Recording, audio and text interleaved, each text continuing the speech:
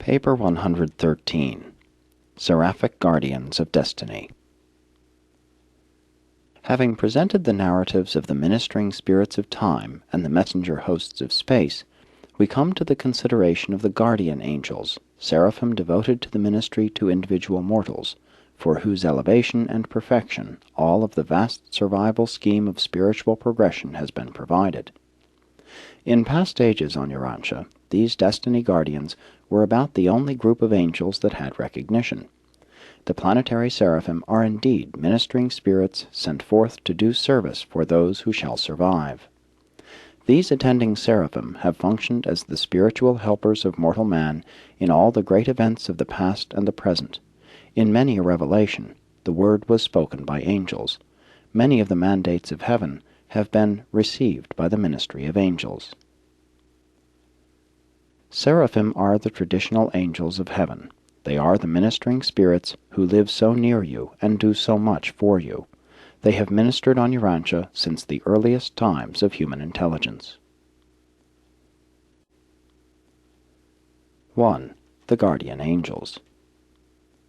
The teaching about guardian angels is not a myth. Certain groups of human beings do actually have personal angels.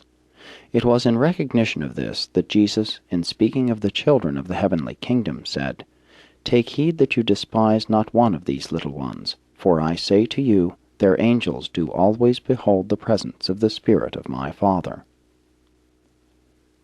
Originally, the seraphim were definitely assigned to the separate Urantia races, but since the bestowal of Michael, they are assigned in accordance with human intelligence, spirituality, and destiny.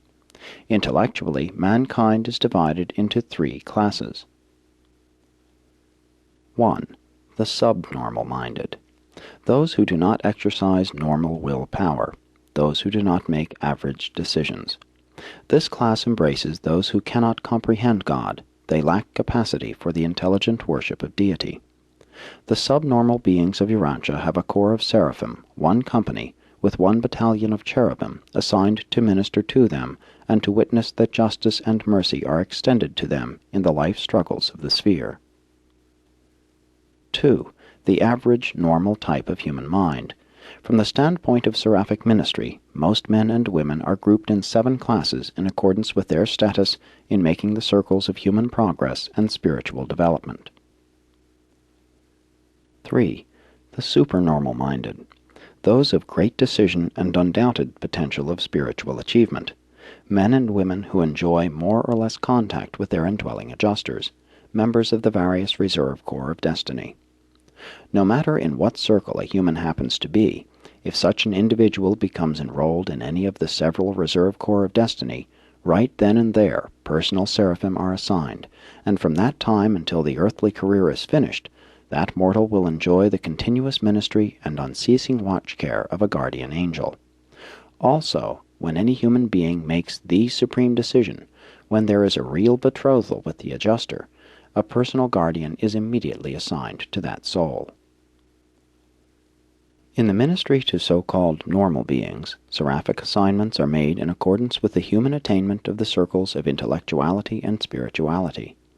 You start out in your mind of mortal investment in the 7th circle and journey inward in the task of self-understanding, self-conquest, and self-mastery, and circle by circle you advance until, if natural death does not terminate your career and transfer your struggles to the mansion worlds, you reach the 1st or inner circle of relative contact and communion with the indwelling adjuster. Human beings in the initial or 7th circle have 1 guardian angel with 1 company of assisting cherubim assigned to the watch care and custody of 1,000 mortals. In the 6th circle, a seraphic pair with 1 company of cherubim is assigned to guide these ascending mortals in groups of 500. When the 5th circle is attained, human beings are grouped in companies of approximately 100, and a pair of guardian seraphim with a group of cherubim is placed in charge. Upon attainment of the 4th circle, mortal beings are assembled in groups of 10, and again charge is given to a pair of seraphim, assisted by 1 company of cherubim. When a mortal mind breaks through the inertia of animal legacy and attains the 3rd circle of human intellectuality and acquired spirituality, a personal angel, in reality too, will henceforth be wholly and exclusively devoted to this ascending mortal. And thus these human souls, in addition to the ever-present and increasingly efficient indwelling thought adjusters, receive the undivided assistance of these personal guardians of destiny in all their efforts to finish the third circle, traverse the second, and attain the first. 2. The Destiny Guardians. Seraphim are not known as guardians of destiny until such time as they are assigned to the association of a human soul who has realized one or more of three achievements: has made a supreme decision to become God-like, has entered the third circle, or has been mustered into one of the reserve corps of destiny. In the evolution of races, a guardian of destiny is assigned to the very first being who attains the requisite circle of conquest. On Urantia, the first mortal to secure a personal guardian was Rantawak, a wise man of the red race of long ago. All angelic assignments are made from a group of volunteering seraphim, and these appointments are always in accordance with human needs and with regard to the status of the angelic pair, in the light of seraphic experience, skill, and wisdom. Only seraphim of long service, the more experienced and tested types, are assigned as destiny guards. Many guardians have gained much valuable experience on those worlds which are of the non-adjuster fusion series. Like the adjusters, the seraphim attend these beings for a single lifetime, and then are liberated for new assignment. Many guardians on Urantia have had this previous practical experience on other worlds. When human beings fail to survive, their personal or group guardians may repeatedly serve in similar capacities on the same planet. The seraphim develop a sentimental regard for individual worlds and entertain a special affection for certain races and types of mortal creatures with whom they have been so closely and intimately associated.